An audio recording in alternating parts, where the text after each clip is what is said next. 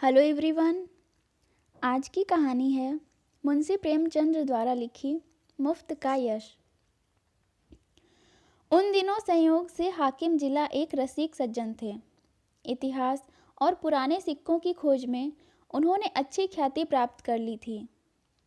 ईश्वर जाने दफ्तर के सूखे कामों से उन्हें ऐतिहासिक छानबीन के लिए कैसे समय मिल जाता था। वहाँ तो जब किसी अफसर से पूछिए तो वह यही कहता है, मारे काम के मरा जाता हूँ, सिर उठाने की फुर्सत नहीं मिलती। शायद शिकार और सैर भी उनके काम में शामिल हैं। उन सज्जन की कीर्तियाँ मैंने देखी थीं और मन में उनका आदर करता था, लेकिन उनकी अफसरी किसी प्रकार की घनिष्ठता में बाधक थी। मुझे संकोच था कि अगर मेरी ओर से पहल हुई तो लोग यही कहेंगे कि इसमें मेरा कोई स्वार्थ है, और मैं किसी दशा में भी यह इल्ज़ाम अपने सिर नहीं लेना चाहता। मैं तो हुक्म की दावतों और सार्वजनिक उत्सवों में न्योता देने का भी विरोधी हूँ, और जब कभी सुनता हूँ कि किसी अफसर को किसी आम जलसे का सभापति बनाया गया, या कोई स्कूल, औषधालय या विधवाश्रम किसी गवर्नर के नाम से खोला गया, तो अपने देश बंधुओं की दास मनोवृत्ति पर घंटों अफसोस करता हूँ। मगर जब एक दिन हाकिम जिला ने खुद मेरे नाम का एक रुक्का भेजा कि मैं आपसे मिलना चाहता हूँ, क्या आप मेरे बंगले पर आने का कष्ट स्वीकार करेंगे, तो मैं बड़ी दुविधा में पड़ गया। क्या जवाब दूँ? अपने दो एक मित्रों से सलाह ली। उन्होंने कहा, साफ लिख दीजिए, मुझे फुर्सत नहीं। वह हाकिम जिला होंगे तो अपने घर के होंगे।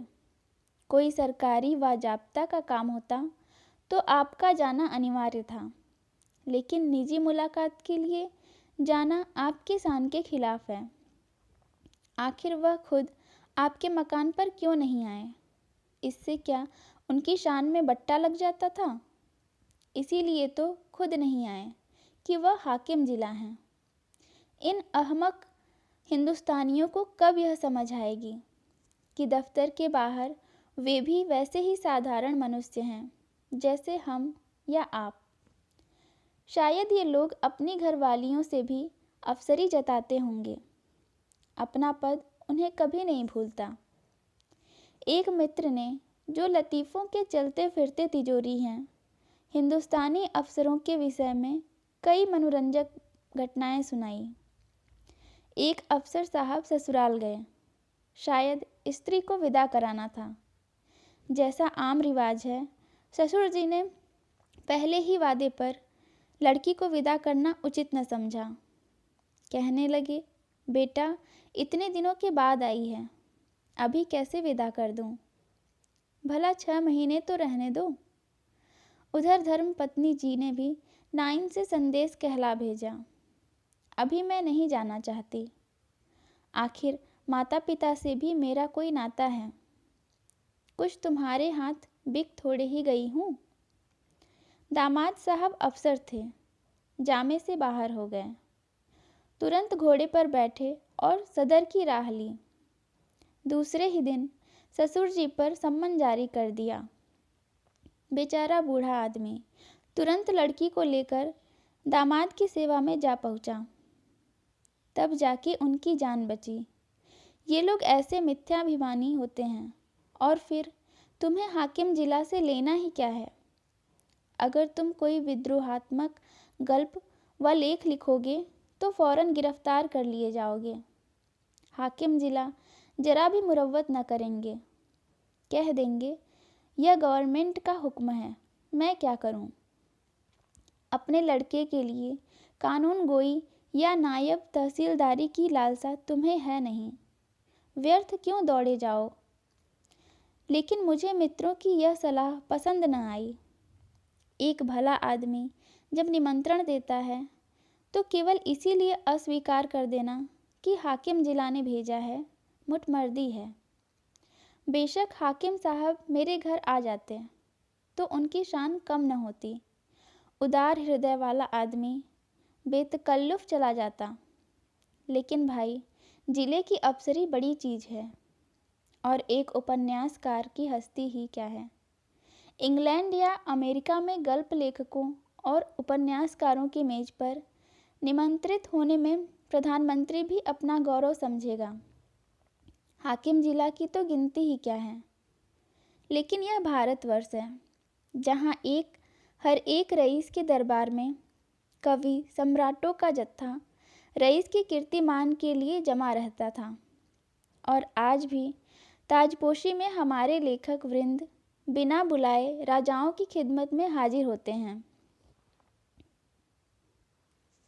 कशीदे पेश करते हैं और इनाम के लिए हाथ पसारते हैं। तुम ऐसे कहाँ के बड़े वह हो कि हाकिम जिला तुम्हारे घर चला आए। जब तुम में इतनी अकड़ और तुनक मिजाजी है, तो वह तो जिले का बादशाह है। अगर उसे कुछ अभिमान भी हो तो उचित है। इसे उसकी कमजोरी कहो, बेहूदगी कहो, मूर्खता कहो, उज्जड़ता कहो, फिर भी उचित है। देवता होना गर्व की बात है, लेकिन मनुष्य होना भी अपराध नहीं। और मैं तो कहता हूँ, ईश्वर को धन्यवाद दो कि हाकिम जिला तुम्हारे घर नहीं आए, वरना तुम्हारी कितनी भद होती। उनके आदर सत्कार का सामान तुम्हारे पास कहाँ था। गद की एक कुर्सी भी नहीं है। उन्हें क्या 3 टांगों वाले सिंहासन पर बैठाते या मटमैले जाजिम पर। 3 पैसे की 24 बीड़ियाँ पीकर दिल खुश कर लेते हो। है सामर्थ्य रुपए के 2 सिगार खरीदने की। तुम तो इतना भी नहीं जानते कि वह सिगार मिलता कहाँ है, उसका नाम क्या है। अपना भाग्य सराहो कि अफसर साहब तुम्हारे घर नहीं आए और तुम्हें बुला लिया। 4-5 रुपए बिगड़ भी जाते और लज्जित भी होना पड़ता। और कहीं तुम्हारे परम दुर्भाग्य और पापों के दंड स्वरूप उनकी धर्म पत्नी भी उनके साथ आती, तब तो तुम्हें धरती में समा जाने के सिवा और कोई ठिकाना न होता। तुम या तुम्हारी धर्मपत्नी उस महिला का सत्कार कर सकती थी। तुम्हारी तो घिघी बंध जाती साहब, बदहवास हो जाते। वह तुम्हारे दीवान खाने तक ही न रहती, जिसे तुमने गरीबा मऊ ढंग से सजा रखा है। वहाँ तुम्हारी गरीबी अवश्य है, पर फूहड़पन नहीं। अंदर तो पग पग पर फूहड़पन के दृश्य नजर आते। तुम अपने में फटे पुराने पहनकर और अपनी विपन्नता में मगन रहकर जिंदगी बसर कर सकते हो, लेकिन कोई भी आत्माभिमानी आदमी यह पसंद नहीं कर सकता कि उसकी दुर्वस्था दूसरों के लिए विनोद की वस्तु बने। इन लेडी साहिबा के सामने तो तुम्हारी जबान बंद हो जाती।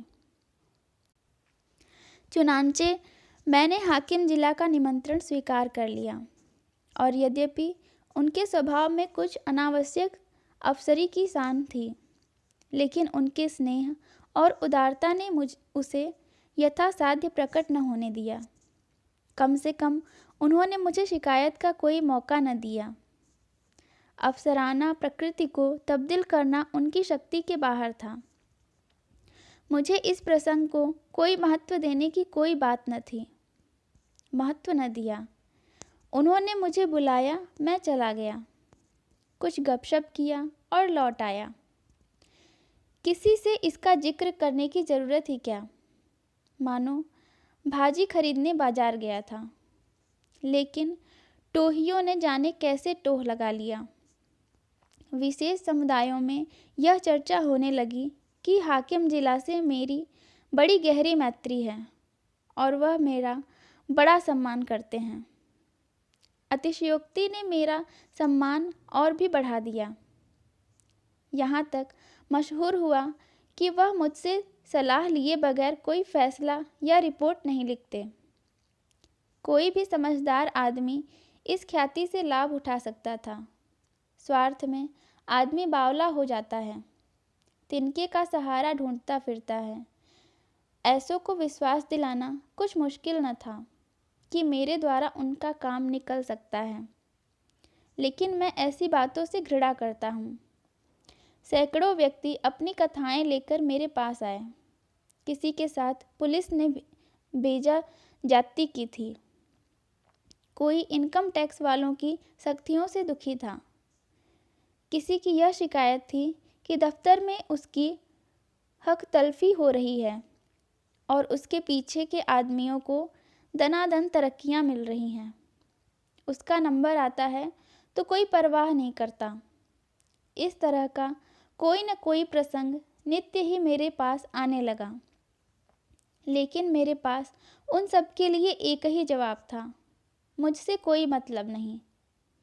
एक दिन मैं अपने कमरे में बैठा था कि मेरे बचपन के एक सहपाठी मित्र आ टपके। हम दोनों एक ही मकतब में पढ़ने जाया करते थे। कोई 45 साल की पुरानी बात है। मेरी उम्र 19 साल से अधिक न थी। वह भी लगभग इसी उम्र के रहे होंगे, लेकिन मुझसे कहीं बलवान और हुष्ट-पुष्ट। मैं जहीन था, वह नीरे कौदन। मौलवी साहब उनसे हार गए थे और उन्हें सबक पढ़ाने का भार मुझ पर डाल दिया था।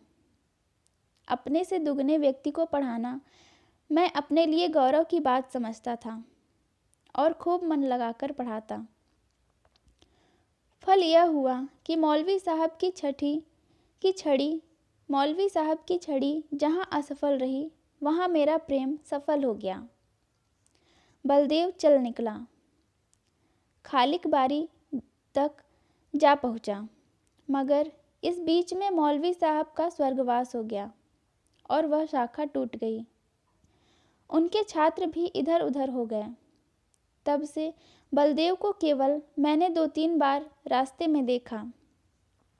मैं अब भी वही सीकिया पहलवान हूँ और वह अब भी वही भीमकाय। राम राम हुई, क्षेम कुशल हुआ और अपनी अपनी राह चले। मैंने उनसे हाथ मिलाते हुए कहा, आओ भाई बलदेव, मज़े में तो हो? कैसे याद किया? क्या करते हो आजकल? बलदेव ने व्यथित कंठ से कहा, जिंदगी के दिन पूरे कर रहे हैं भाई, और क्या। तुमसे मिलने की बहुत दिनों से इच्छा थी।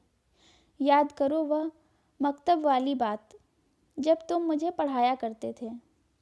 तुम्हारी बदौलत 4 अक्षर पढ़ गया और अपनी जमींदारी का काम संभाल लेता हूँ, नहीं तो मूर्ख ही बना रहता।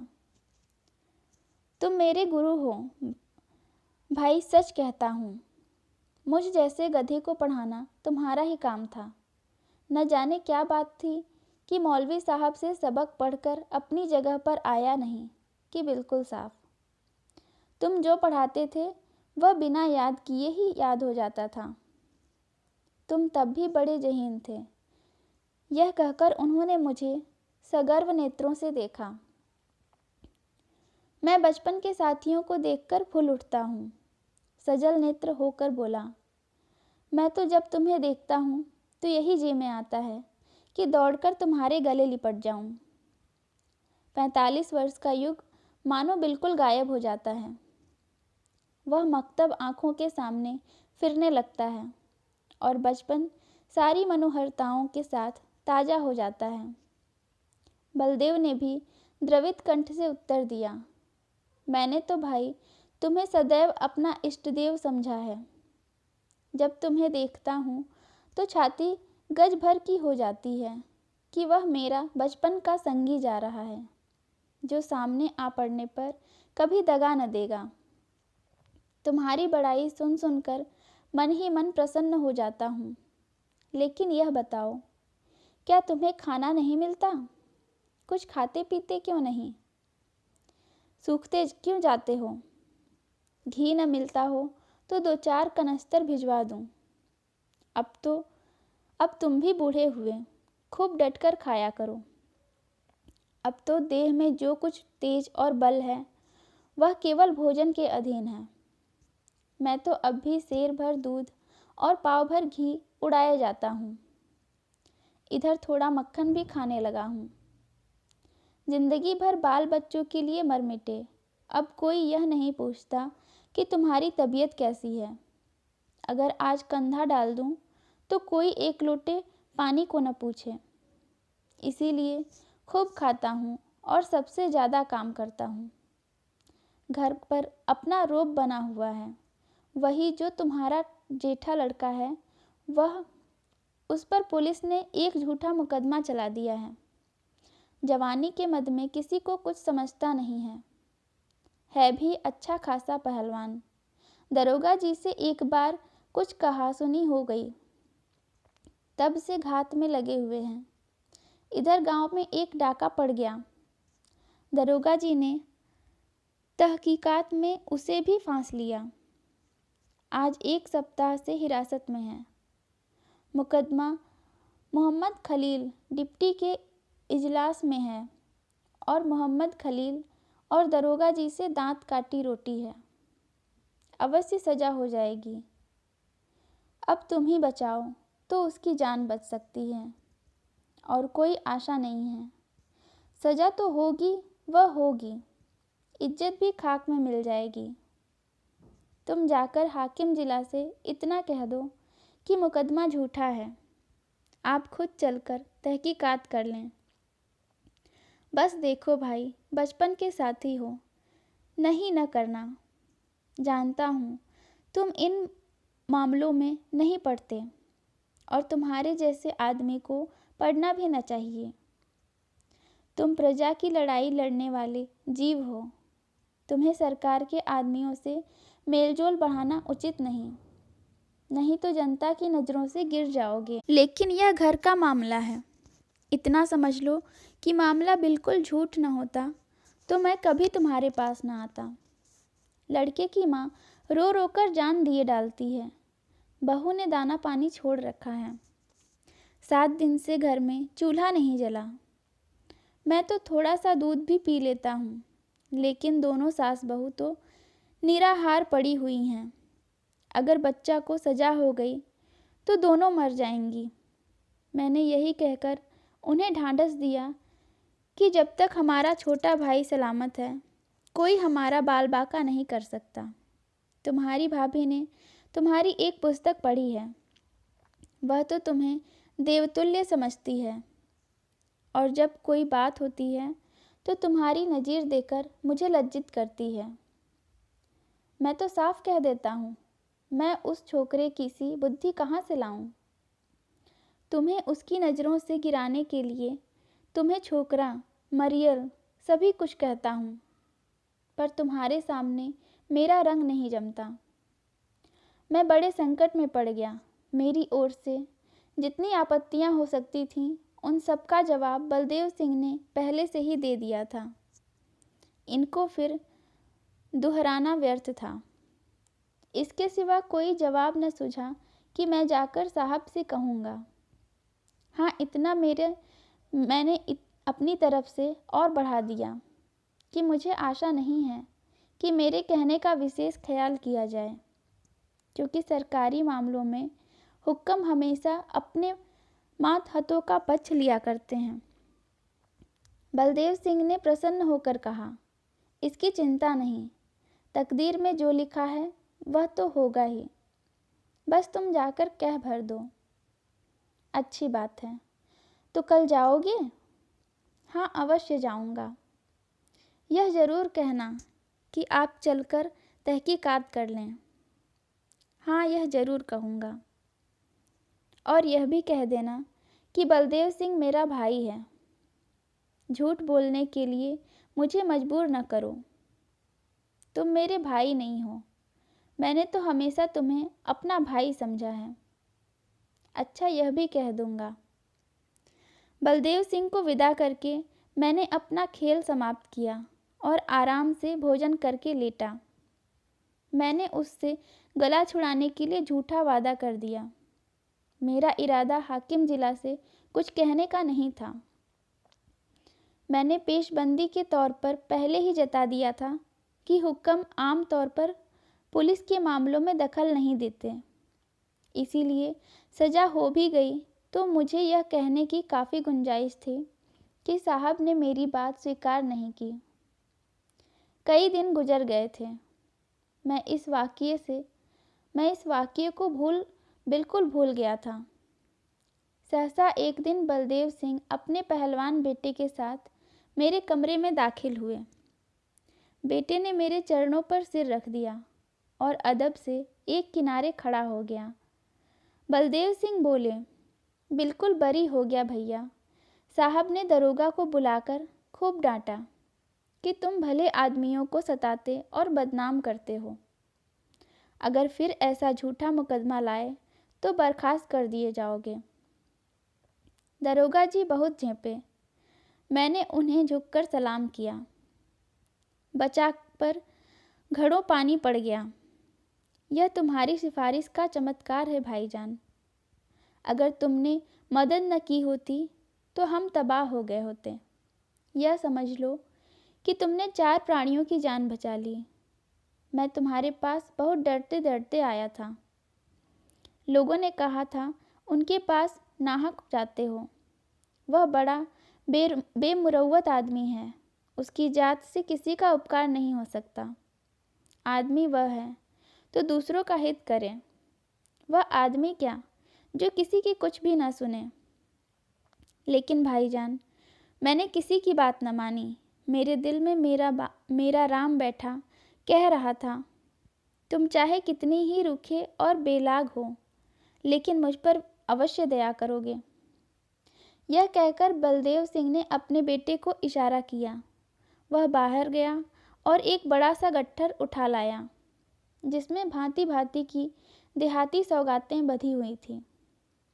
हालांकि मैं बराबर कहे जाता था, तुम ये चीज़ें नाहक लाए, इनकी क्या ज़रूरत थी, कितने गंवार हो, आखिर तो ठहरे देहाती।